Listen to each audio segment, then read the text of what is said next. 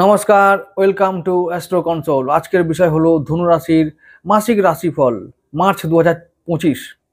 তাহলে মার্চ 2025 কেমন যাবে ধনুর জন্য, এটা আজকে আলোচনা করব। আর ধনুর অধিপতি দেবগুরু বৃহস্পতি এখন তোমাদের সপ্তম মানে ষষ্ঠ ভাবে আছে। ষষ্ঠ ভাব মানে কোথায় আছে? শুক্রর ঘরে, বৃষ রাশিতে।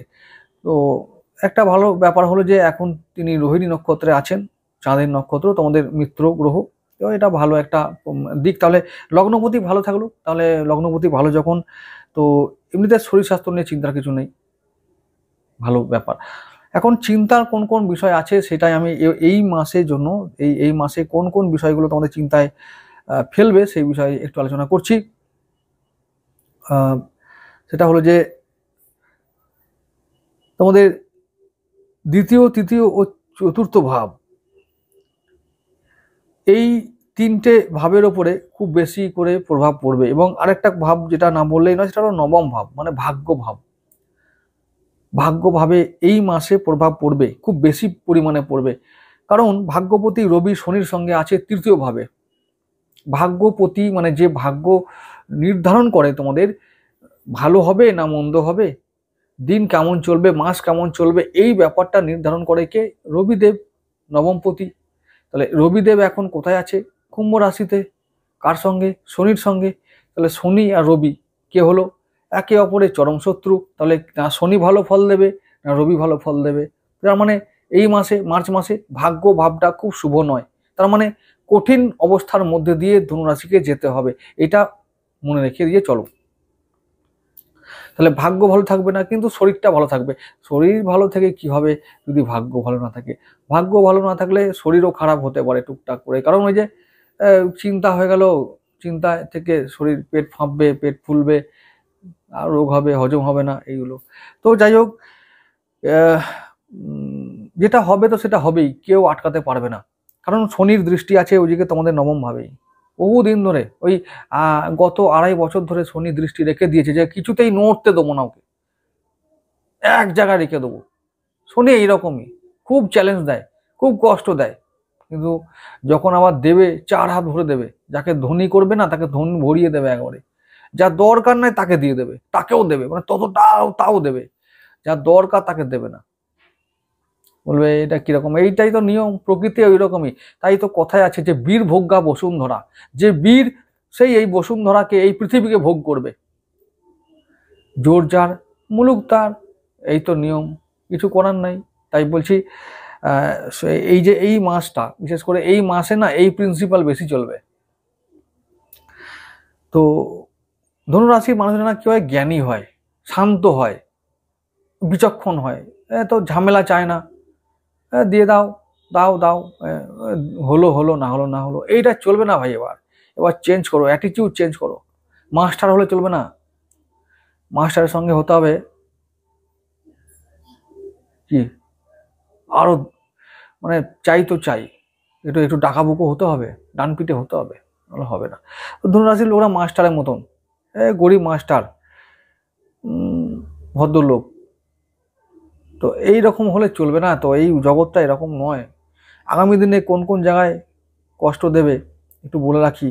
তো সেই কষ্টগুলো না হবে তো বটেই, কিন্তু অনেক সময় আশেপাশের মানুষগুলো মানে এমন অবস্থা করবে যেন আমি, মানে হচ্ছে গিয়ে দিয়েও শান্তি নেই, দিয়েও করছি, ভালোবাসছি, দিচ্ছি, তাতেও নাম নেই, শান্তি নেই, তাতেও ওরা খুশি নয়।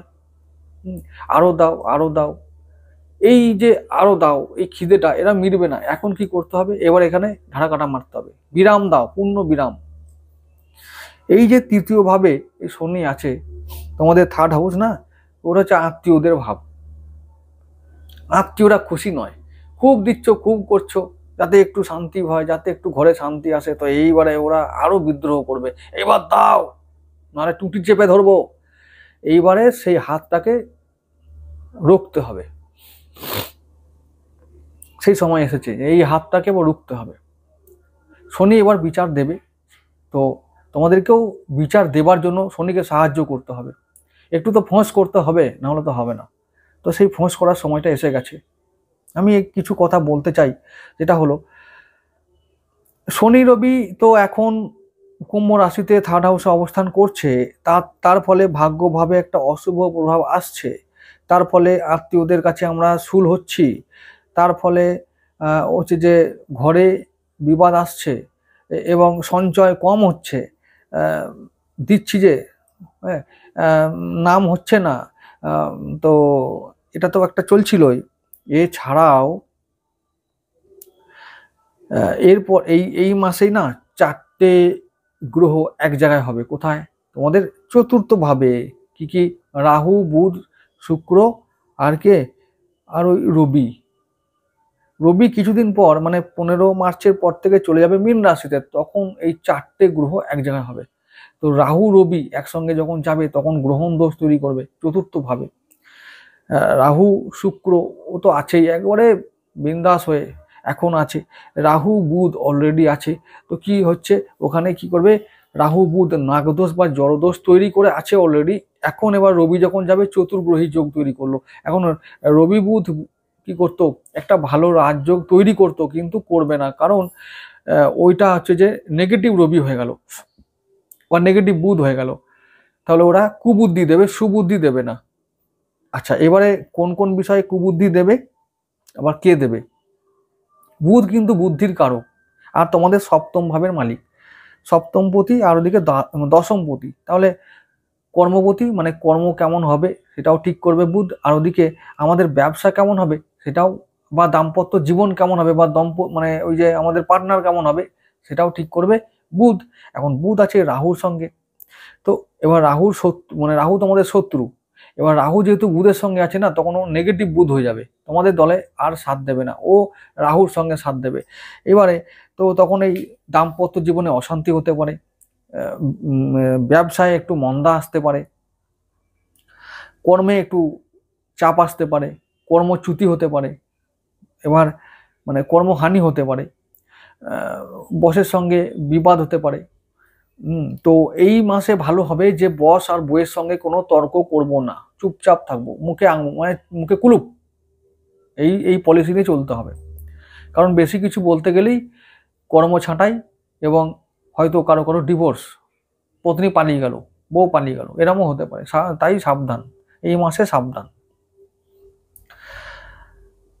এরপরে মার্চের পরে এপ্রিল, মে, জুন, জুলাই, এই 4টে মাস আরো কঠিন সময় আসছে সবার জন্য। তো পরে আমি আলোচনা করব এটা নিয়ে। মার্চের 29 তারিখ থেকেই, 29 কি 30 তারিখ থেকেই কিন্তু আবার পঞ্চগ্রহী যোগ তৈরি হবে তোমাদের চতুর্থ ভাবে। চতুর্থ ভাবটা কি ভাব?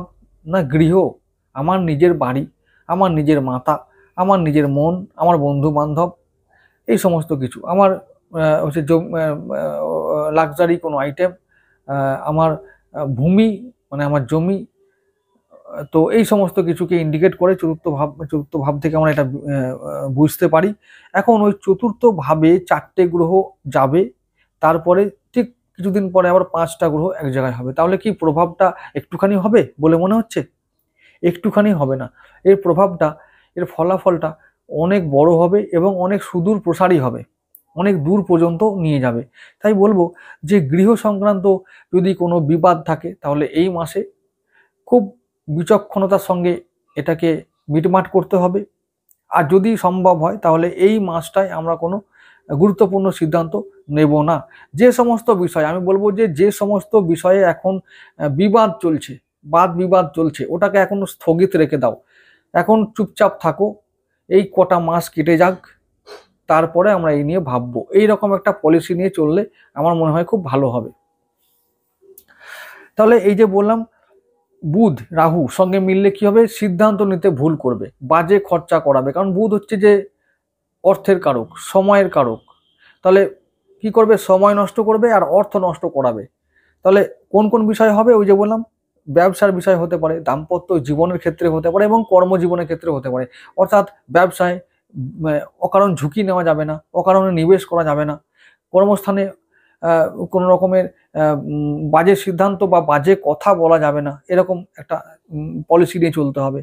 তো এ রাহু শুক্র তো আমাদের ষষ্ঠপতি, তাহলে শত্রু তোমাদের। তাহলে ঋণ করা যাবে না, ঋণ দেওয়া যাবে না, ঋণ আরো বাড়তে পারে, এই সময় রাহু ঋণ বাড়িয়ে দেবে।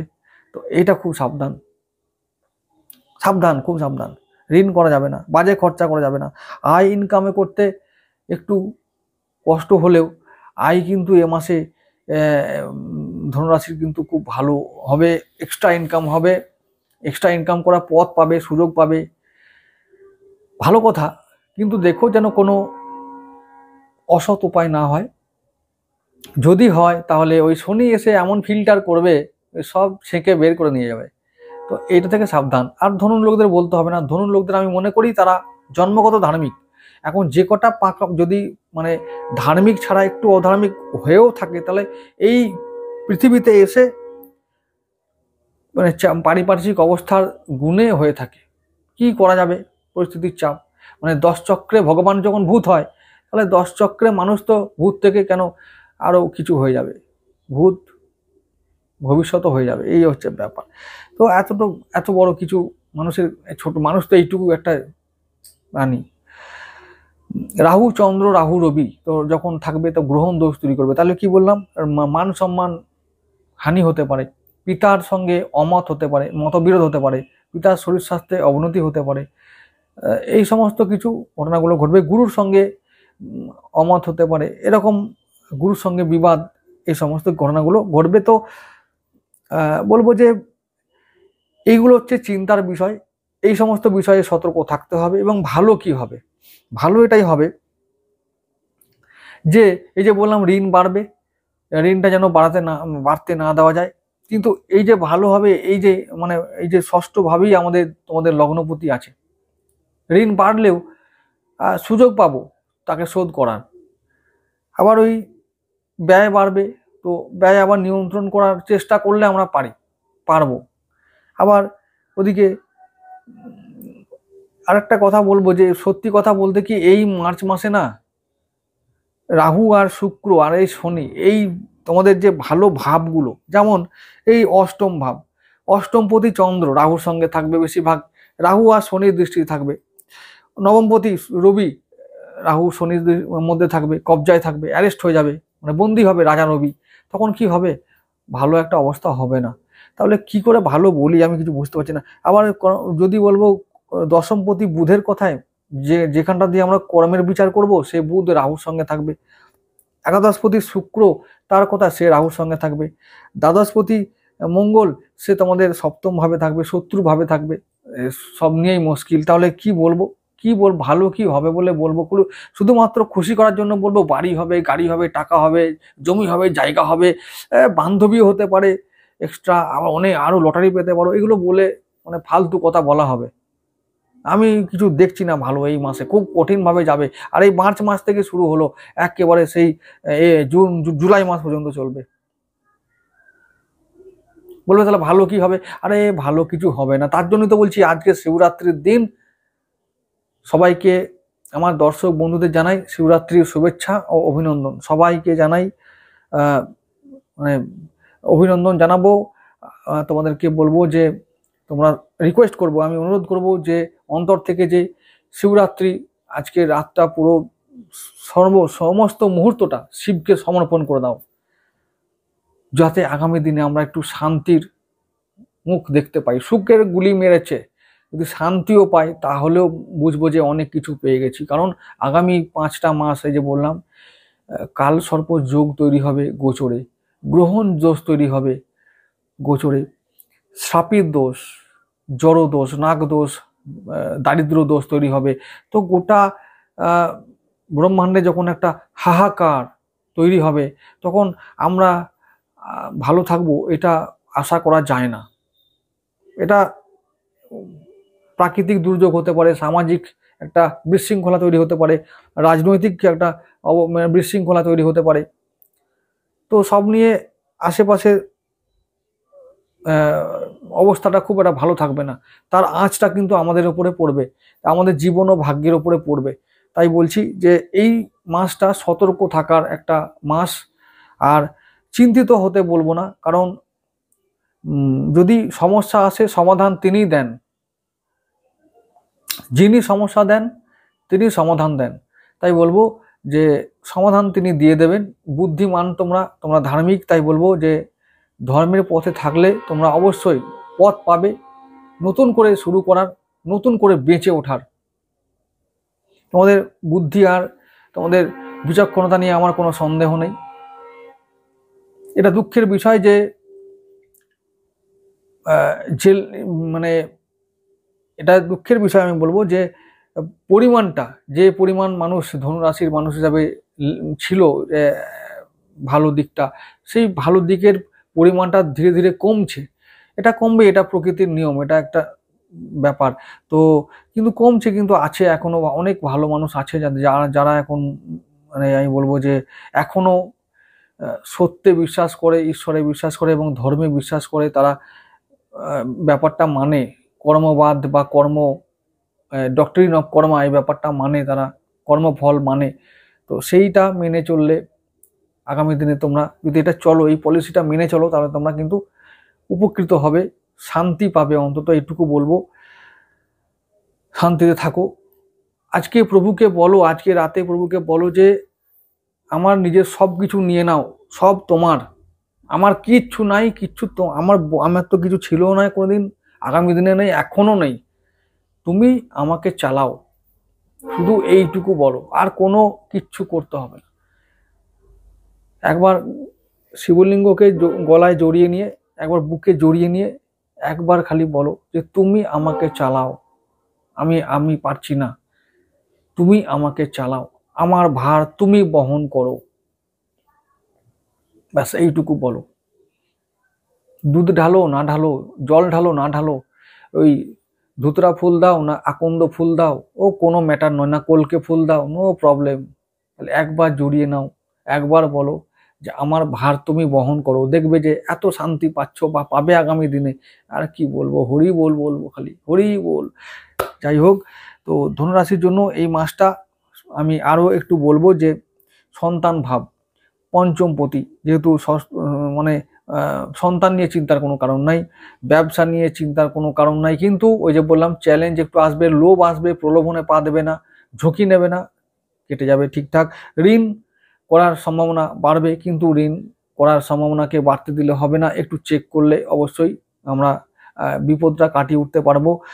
তারপরে বলবো কর্মজীবনে চাপ আসবে, কর্মজীবনে অনেক রকমের প্রলোভন আসবে, তো এটাকে কাটাতে হবে অবশ্যই, এটাকে কাটাতে হবে বুদ্ধি দিয়ে, বিচক্ষণতা দিয়ে, তাহলে আমরা অবশ্যই বিপদ থেকে উদ্ধার করতে পারবো। ইনকাম কেমন হবে, ইনকামটা হবে এইভাবে যে বলবো ইনকাম বাড়বে, এক্সট্রা ইনকাম করার সুযোগ আসবে।